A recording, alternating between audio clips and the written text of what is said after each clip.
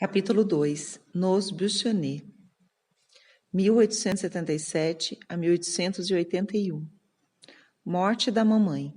Paulina será minha mamãe. Lisieux. Minha classe de aula. Carinhos de papai. O mês de Maria. Primeira confissão. Dias santos e domingos em família. Educação afetuosa e firme. Visão profética. A face velada. Tourville. O sulco de ouro. Todos os pormenores da doença de nossa querida mãe estão ainda vivos em meu coração. Lembro-me principalmente das últimas semanas que passou na terra. Celina e eu vivíamos como pequeninas exiladas. Todas as manhãs, a senhora Leriche vinha buscar-nos e passávamos o dia em casa dela. Um dia não tivemos tempo de fazer nossa oração antes de sair, e no caminho disse-me Celina bem baixinho: "Convém dizer-lhe que não fizemos nossa oração?" "Oh, sim", respondi-lhe. Então, com bastante timidez, disse-o a senhora Leriche. Respondeu-nos ela: "Está certo, minhas filhinhas, ireis fazê-la." E depois, largando-nos ambas num quarto grande, foi-se embora. Então Celina olhou para mim e dissemos: "Ah, não é como a mamãe. Sempre nos fazia recitar nossa oração." Quando brincávamos com as crianças, o pensamento de nossa querida mãe sempre nos acompanhava. Certa vez, tendo ganhado um lindo damasco, Celina abaixou-se e cochichou-me: "Não vamos comê-lo, dá-lo-ei à mamãe." Que lástima! A coitada de nossa mãezinha já estava tão doente para comer as frutas da terra. Já não se saciaria senão no céu, com a glória de Deus, e não beberia senão com Jesus o misterioso vinho, do qual ele falara em sua última ceia, quando disse que o tomaria conosco no reino de seu Pai. A comovente cerimônia da extrema-unção também me ficou gravada na alma. Vejo ainda o lugar onde me achava ao lado de Celina. Todas as 5 estávamos pela ordem de idade, e nosso pobre paizinho estava ali também e soluçava. No próprio dia, ou no dia imediato à partida da mamãe, tomou-me nos braços, dizendo-me: "Vem beijar pela última vez tua pobre mãezinha." E sem dizer nada, cheguei os lábios à fronte de minha mãe querida. Não me lembro ter chorado muito.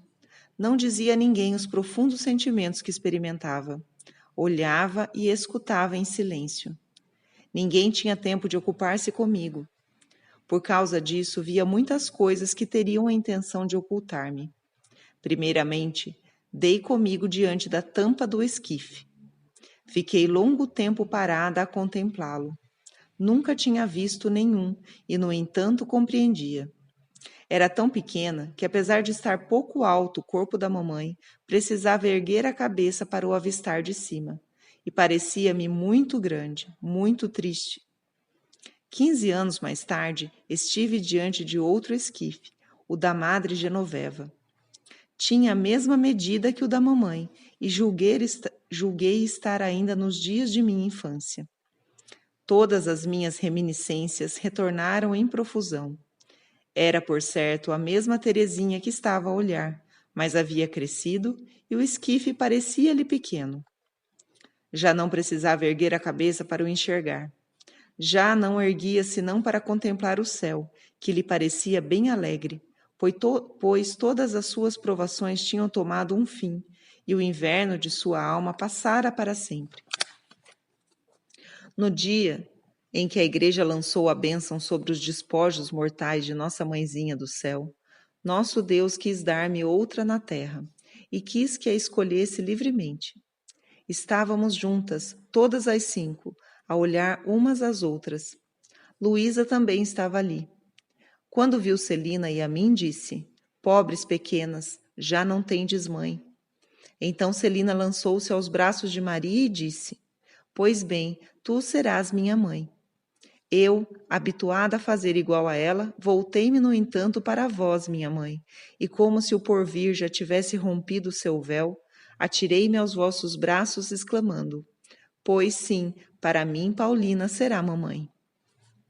Como disse mais acima, foi a partir dessa época de minha vida que tive de iniciar o segundo período de minha existência, o mais doloroso dos três, mormente desde a entrada no Carmelo, daquela que tinha escolhido como minha segunda mamãe.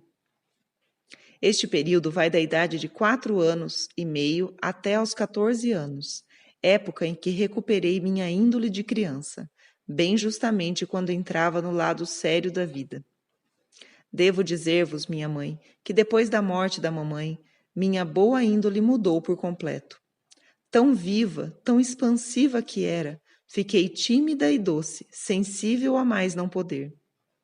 Bastava um olhar para me desfazer em lágrimas. Era preciso que ninguém me desse maior atenção para me sentir contente.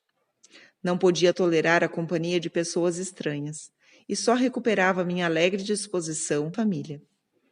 Continuava, entretanto, a ser cercada do mais sensível carinho.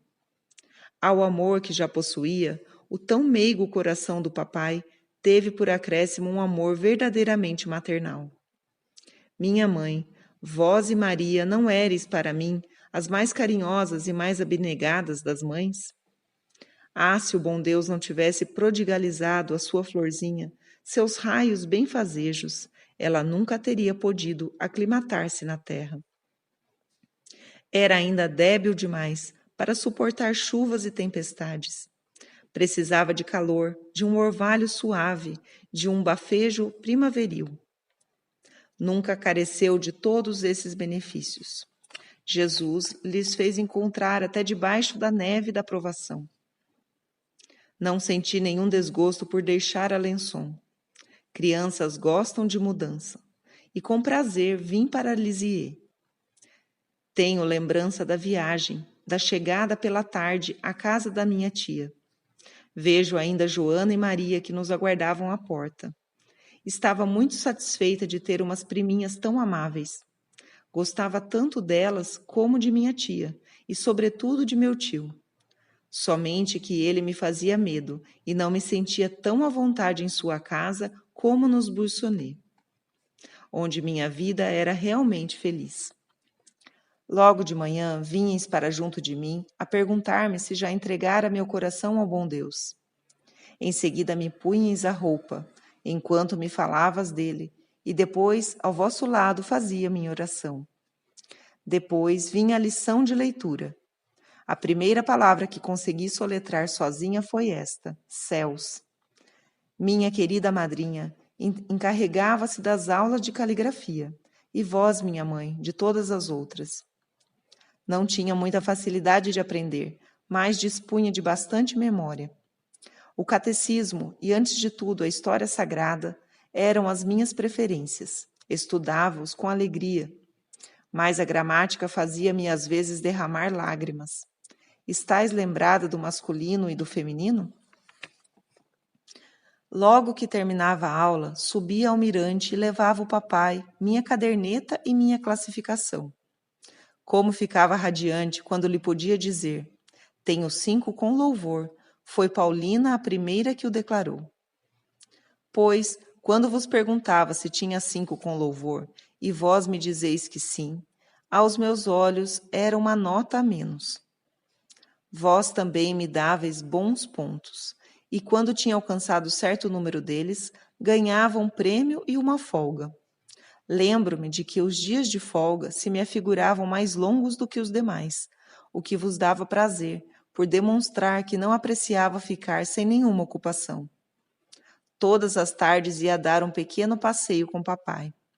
Fazíamos juntos nossa visita ao Santíssimo Sacramento, e cada dia visitávamos uma nova igreja.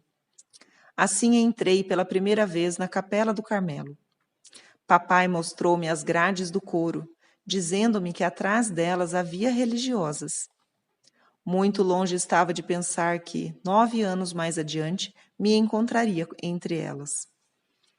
Depois do passeio, durante o qual papai me comprava sempre um presentinho de 1 ou 2 soldos, recolhia-me em casa. Fazia então minhas lições. A seguir, ficava todo o resto do tempo a saltitar no jardim em volta do papai, pois não sabia brincar com boneca. Para mim, era grande alegria preparar chás com grãozinhos e cascas de árvores que encontrava pelo chão. Levava-os depois ao papai numa linda xicarazinha. O coitado do paizinho largava sua ocupação e depois, sorridente, fazia de conta que tomava. Antes de me devolver a xícara, perguntava-me, como que em segredo, se era para jogar fora o conteúdo. Às vezes dizia que sim, mas o mais frequente era levar de volta meu precioso chá, com a intenção de tornar a servi-lo várias vezes. Gostava de cultivar minhas florzinhas no jardim, que papai me tinha dado. Entretinha-me em armar altarzinhos, em vão que havia ao centro do muro. Quando terminava a obra, corria para papar a papai, levando-o comigo. Dizia-lhe que fechasse bem os olhos e só abrisse no momento que lhe mandasse. Fazia tudo o que eu queria e deixava-se conduzir até a frente do meu jardinzinho. Então eu gritava, papai, abre os olhos. Ele abria-os e extasiava-se para me dar prazer, admirando o que eu julgava ser uma obra-prima. Seria um nunca acabar se quisera contar 1000 pequenos episódios desse gênero, que me acodem profusamente a memória. Ah, como poderia enumerar todos os carinhos que papai prodigalizava à sua rainhazinha? Há coisas que o coração sente, mas que a palavra e a própria ideia não conseguem formular. Bonitos para mim eram os dias em que meu rei querido me levava à pescaria consigo. Tinha tanto amor ao campo, às flores e às aves. Tentava, às vezes, pescar com minha varinha, mas de preferência ia sentar sozinha na relva florida. Meus pensamentos aprofundavam-se bastante, e sem saber o que era meditar, minha alma mergulhava em autêntica oração.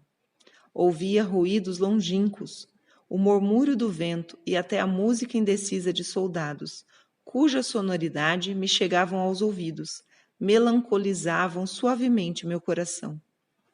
A terra me parecia-me lugar de degredo, e eu sonhava com o céu. A tarde passava rápida, e dentro em pouco era hora de regressar aos Bussonnet. Antes de partir, porém, tomava o lanche trazido no meu cestinho. Mudara de aspecto, a linda merenda com geleia de fruta que me tinhas preparado. Em lugar da cor ativa, já não via senão uma ligeira mancha cor-de-rosa, toda ressequida e amarrotada. Então a terra se me apresentava mais tristonha ainda, e compenetrava-me de que só no céu haverá alegria sem nuvens. A propósito de nuvens, lembro de que um dia o formoso céu azul campestre se anuviou logo e logo começou a rugir a tempestade. Os relâmpagos sulcavam as nuvens carregadas e vi cair um raio a pouca distância. Longe de ficar com medo, extasiava-me, tendo a impressão de que o bom Deus estava tão perto de mim. Papai não estava, de modo algum, tão contente como sua rainhazinha. Não que a tempestade lhe incutisse medo, mas porque a relva e as grandes margaridas, mais altas do que eu, brilhavam como pedrarias preciosas, tendo nós de atravessar vários vergéis antes de chegar a um caminho. E meu querido paizinho, temeroso que os diamantes molhassem sua filhinha, tomou-a nas costas, apesar da carga dos apetrechos de pesca. Nos passeios que fazia com ele, o papai gostava de me mandar entregar a esmola aos pobres que encontrássemos. Certo dia, vimos um que se arrastava com dificuldade em suas muletas. Acerquei-me para lhe dar um ébolo, mas, não se julgando bastante pobre a ponto de aceitar esmola, ele olhou-me com um triste sorriso e não quis pegar o que lhe oferecia. Não consigo descrever o que se passou em meu coração. Quisera consolá-lo e reconfortá-lo. Em lugar disso, porém, julguei que o tinha magoado. O pobre doente adivinhou, por certo, meu pensamento, pois que o vi virar-se para trás e envolver-me num sorriso. Papai acabava de comprar um doce para mim.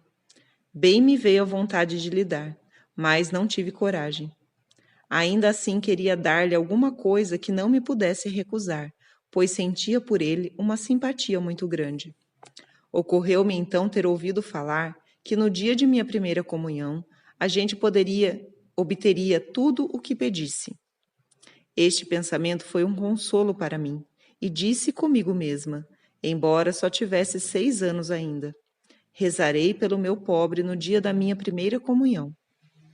Cumpri a promessa 5 anos mais tarde, e espero que o bom Deus tenha atendido a oração que me inspirara a fazer-lhe por um de seus membros sofredores. Tinha muito amor ao bom Deus, e a miúde lhe oferecia meu coração, valendo-me da breve fórmula que mamãe me ensinara. No entanto, certo dia, ou melhor, certa noite do lindo mês de maio, cometi uma falta que bem merece referência. Dei-me grande motivo de humilhar-me, e a respeito dela, creio ter tido contrição perfeita. Sendo muito pequena para frequentar o mês de Maria, ficava com Vitória, e fazia com ela minhas devoções diante do meu altarzinho do mês de Maria, adornado de acordo com minha capacidade. Tudo era tão miudinho, castiçais e vasos de flores, de sorte que 2 fósforos, à guisa de velas, o iluminavam perfeitamente. Às vezes, Vitória fazia-me a surpresa de dar-me 2 toquinhos de vela, mas era caso raro.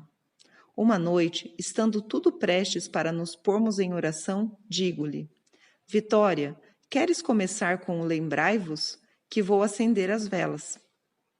Ela fez menção de começar, mas não disse palavra, e olhava-me rindo. Eu, que via meus preciosos fósforos consumirem-se rapidamente, supliquei-lhe fizesse a oração, e ela continuou calada. Levantei-me então e pus-me a dizer-lhe com voz gritada, que era maldosa, e abandonando minha habitual brandura, bati o pé com toda a minha força.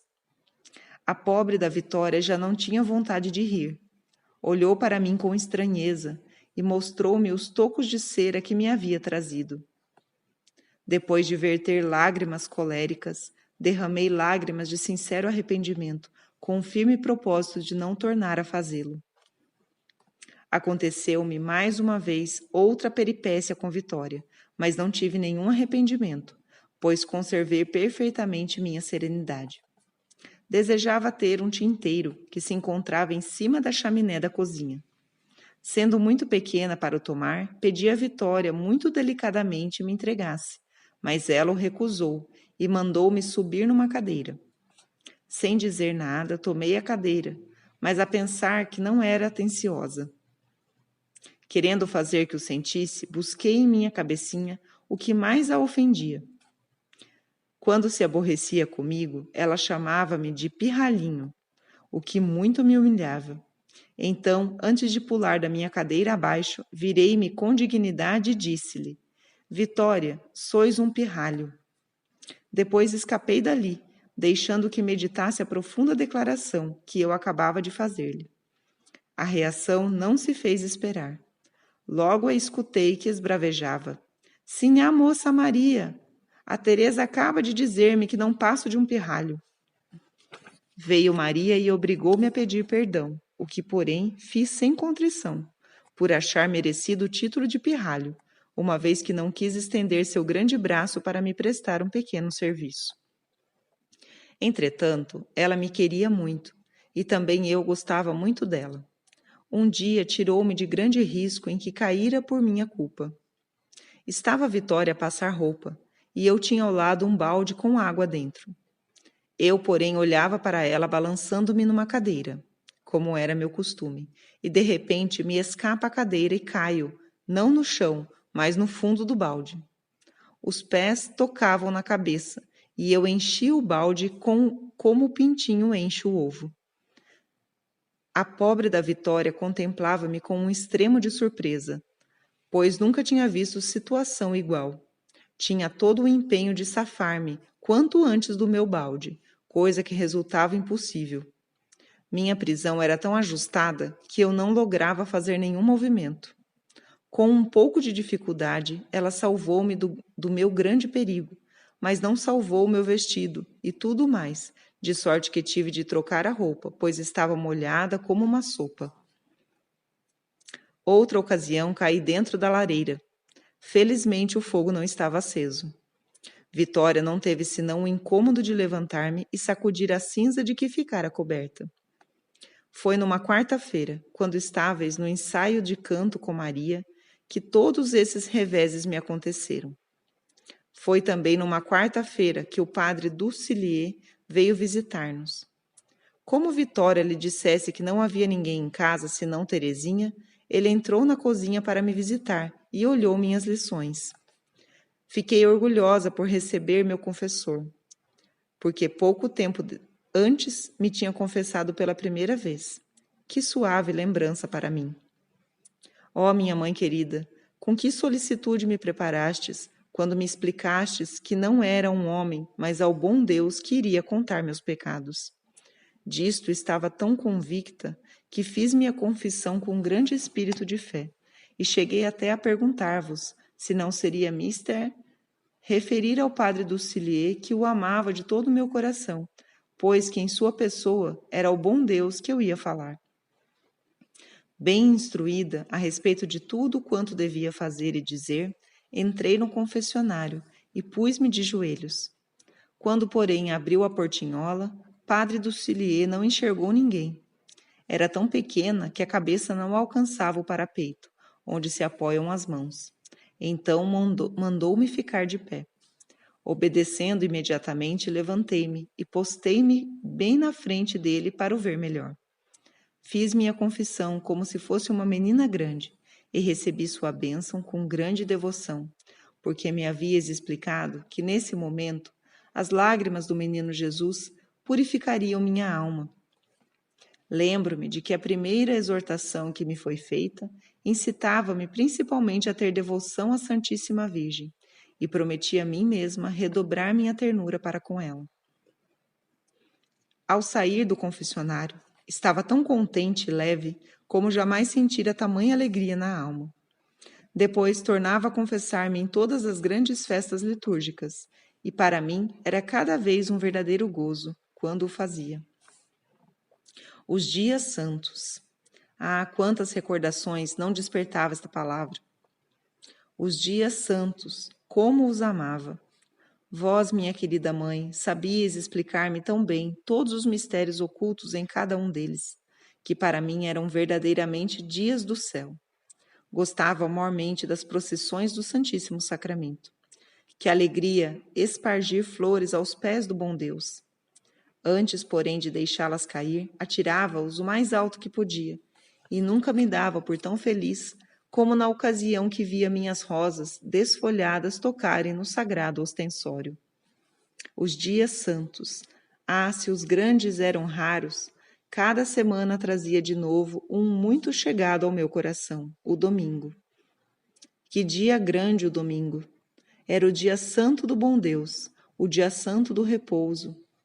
Primeiro ficava nanando mais tempo do que nos outros dias, e depois mamãe Paulina mimava sua filhinha, quando lhe servia o chocolate em sua cama, e em seguida a vestia como uma rainhazinha. Vinha a madrinha fazer o penteado da afilhada. Esta nem sempre ficava quietinha, quando lhe assentavam o cabelo, mas depois tinha toda a satisfação de ir pegar a mão do seu rei, que em tal dia lhe dava um abraço mais afetuoso do que de ordinário, pois toda a família se movimentava para a missa. Em todo o trajeto do caminho, e mesmo dentro da igreja, a rainhazinha do papai dava-lhe a mão. Tomava lugar ao lado dele, e quando nos víamos obrigados a chegar mais adiante para o sermão, era preciso ainda encontrar 2 assentos, um ao lado do outro. Não se tornava muito difícil. Toda a gente parecia achar muito gentil ver um ancião tão imponente com uma filha tão pequenina, que as pessoas não se incomodavam em ceder seus lugares. Meu tio, que ficava nos bancos da diretoria, alegrava-se quando nos via chegar.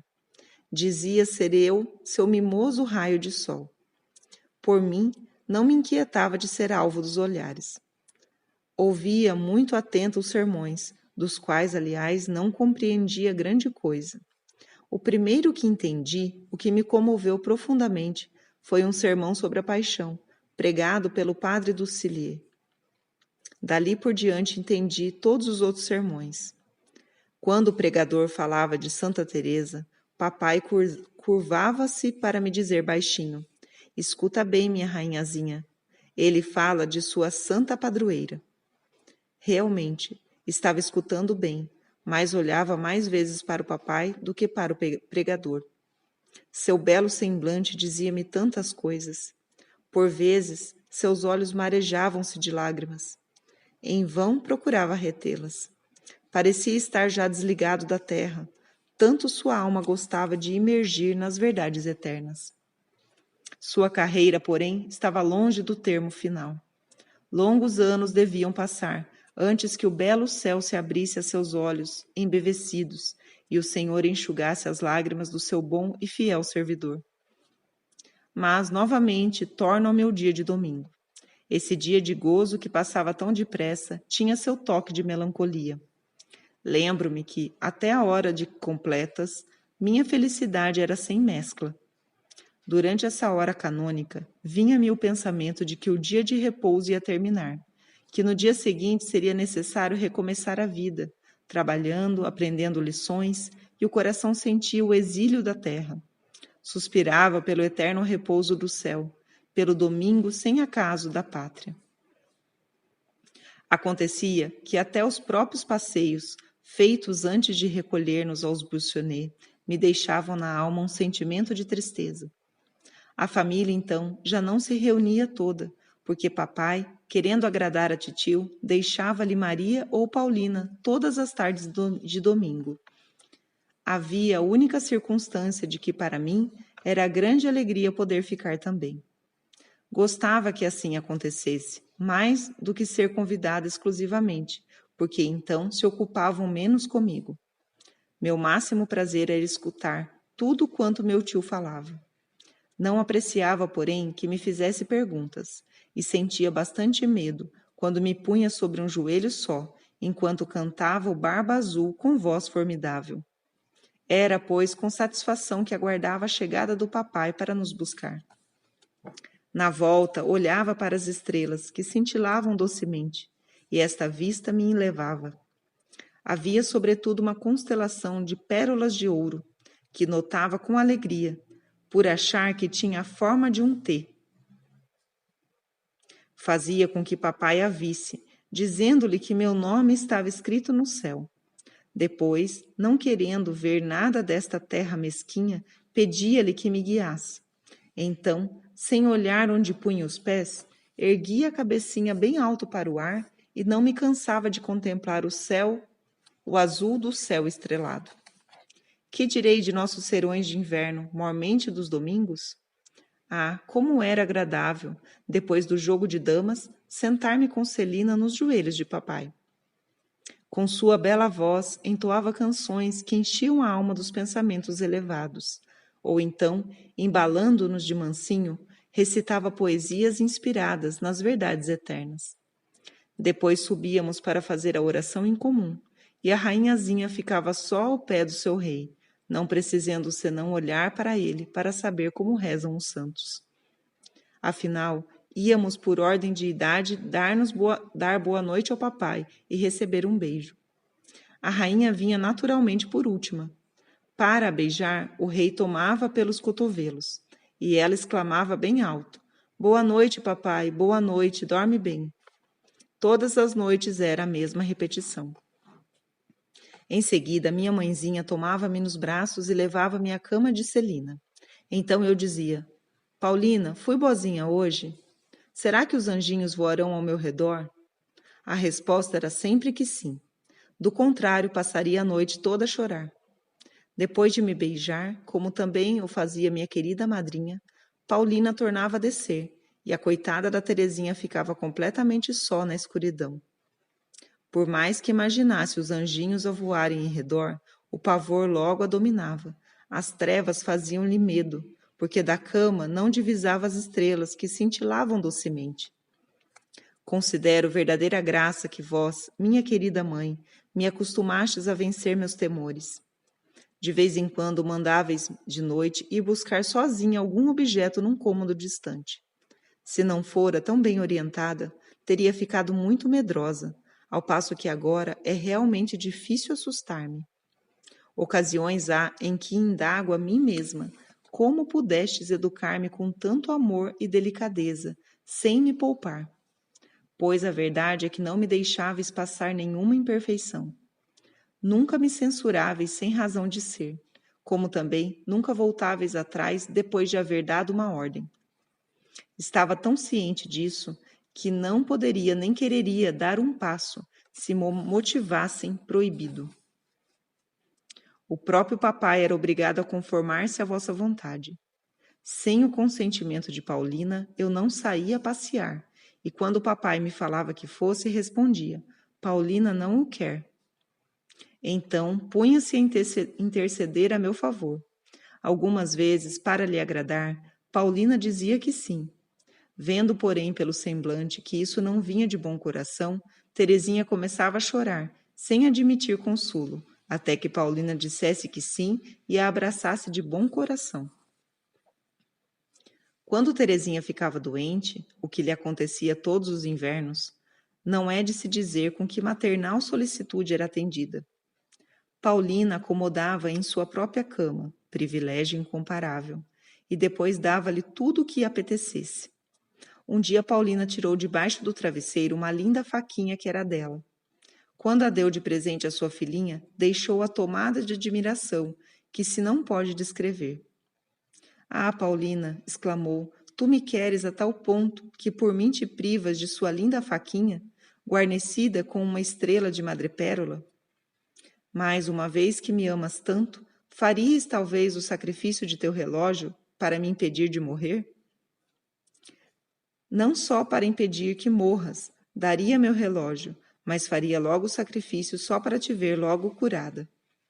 Quando escutei as palavras de Paulina, meu espanto e minha admiração eram tão grandes que não consigo externá-los. No verão, sentia algumas vezes ânsia de vômito. Paulina cuidava de mim afetuosamente. Com o intuito de me distrair, o que era o melhor dos remédios, fazia-me passear ao redor do jardim no carrinho de mão, depois fazia-me descer, e no meu lugar colocava um lindo pezinho de margaridas, que levava a passear com toda a precaução até ao meu jardim, onde era transplantado com grande solenidade. Era Paulina quem acolhia todas as minhas íntimas confidências, que esclarecia todas as minhas dúvidas. Admirava-me certa vez que no céu o bom Deus não dê glória igual a todos os eleitos, e receava que nem todos fossem felizes. Então Paulina mandou-me que fosse buscar o grande copo de papai, e o colocasse a par do meu dedalzinho, e enchesse ambos de água. Em seguida perguntou-me qual deles estava mais cheio. Disse-lhe que ambos estavam cheios, e que era impossível pôr mais água, acima de sua capacidade. Minha querida mãe fez-me então compreender que no céu o bom Deus dará aos seus eleitos tanta glória quanto cada um poderá receber, de sorte que o último nada terá de invejar ao primeiro. Assim, pondo ao alcance de minha compreensão os mais sublimes segredos, sabíeis, minha mãe, dar à minha alma a nutrição que lhe era necessária. Com que alegria não via chegar todos os anos a distribuição de prêmios. Como sempre, era guardada a justiça e só recebia as recompensas quem merecesse. Sozinha, de pé, no meio da nobre assembleia, escutava minha sentença, proferida pelo rei de França e Navarra. O coração batia-me muito forte quando recebia os prêmios e a coroa. Para mim, era como a imagem do julgamento. Logo após a distribuição, a rainhazinha largava o vestido branco e apressavam-se a fantasiá-la para tomar parte na grande representação. Ah, como eram expansivas as festas em família! Vendo então meu querido rei tão radiante, longe estava eu de prever as provações que deviam visitá-lo.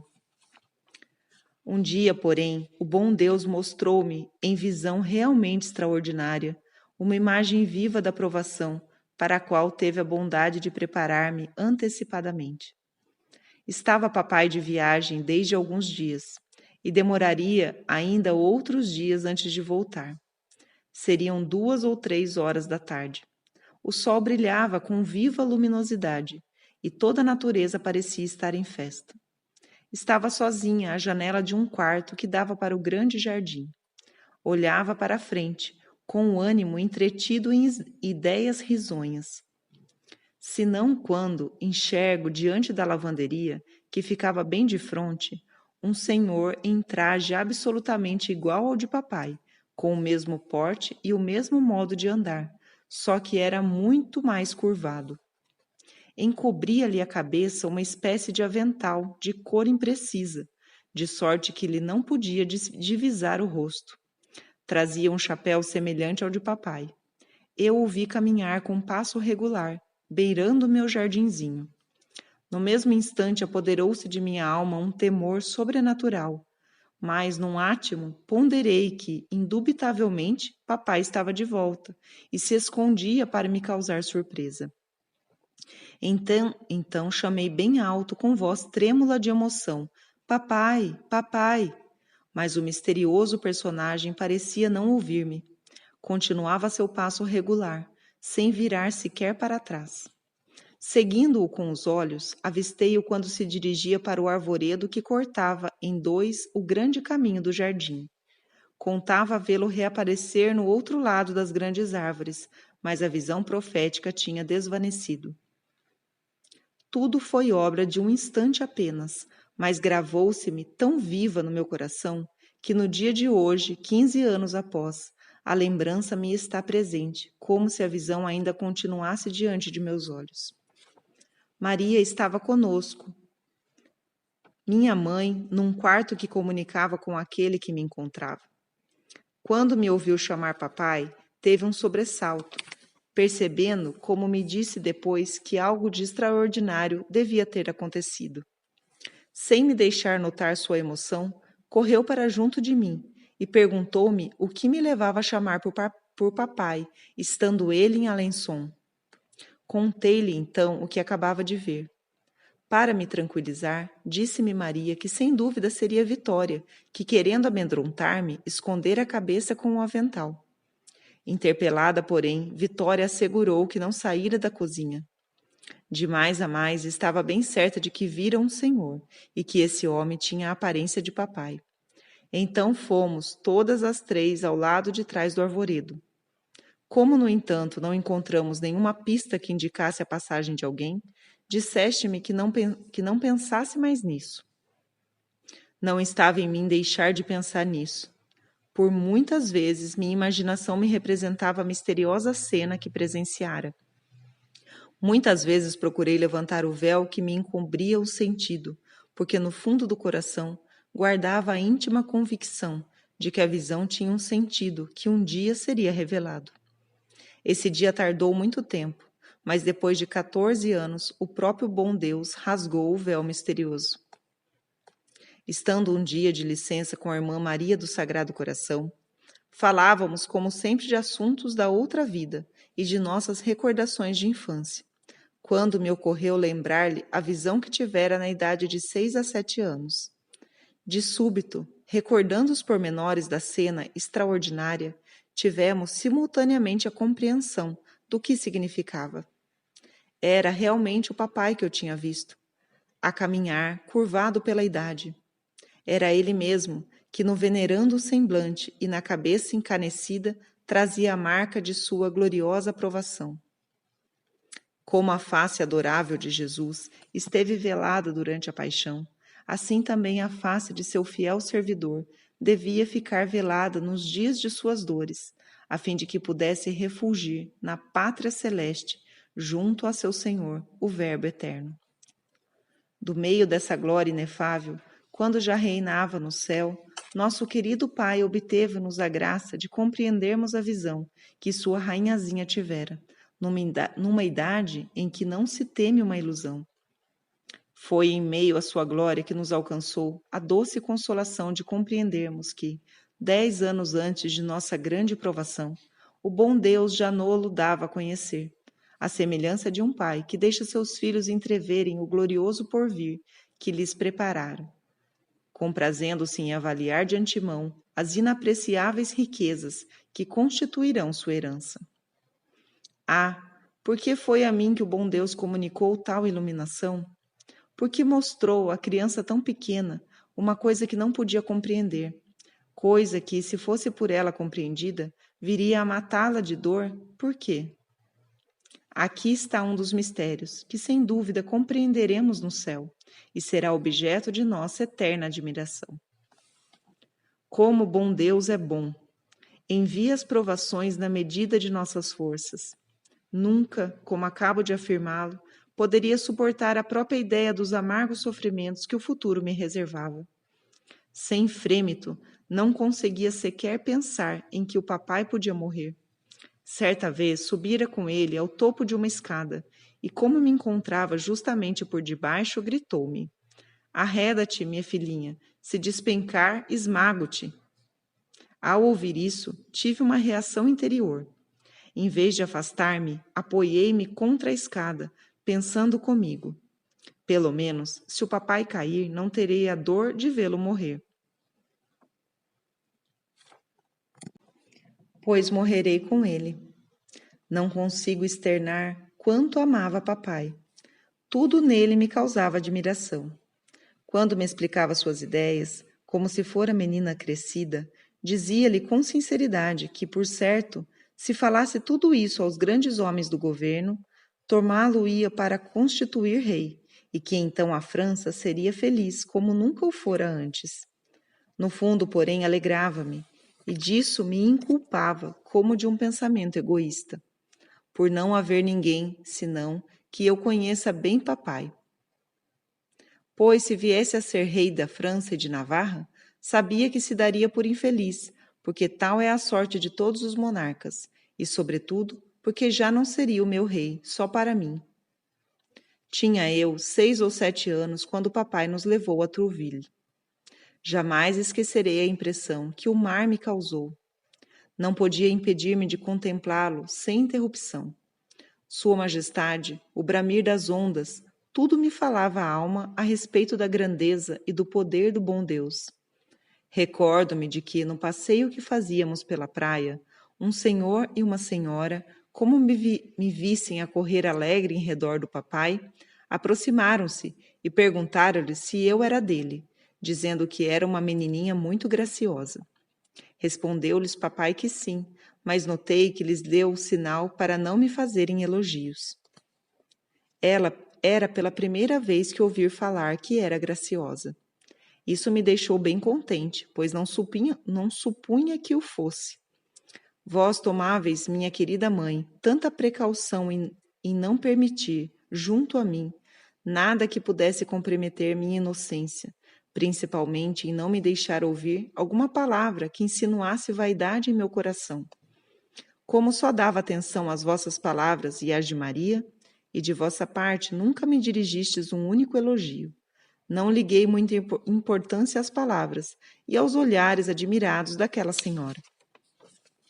Ao entardecer, a hora que o sol parece banhar-se na imensidão das ondas, deixando atrás de si um sulco luminoso, ia sentar-me sozinha com Paulina no rochedo.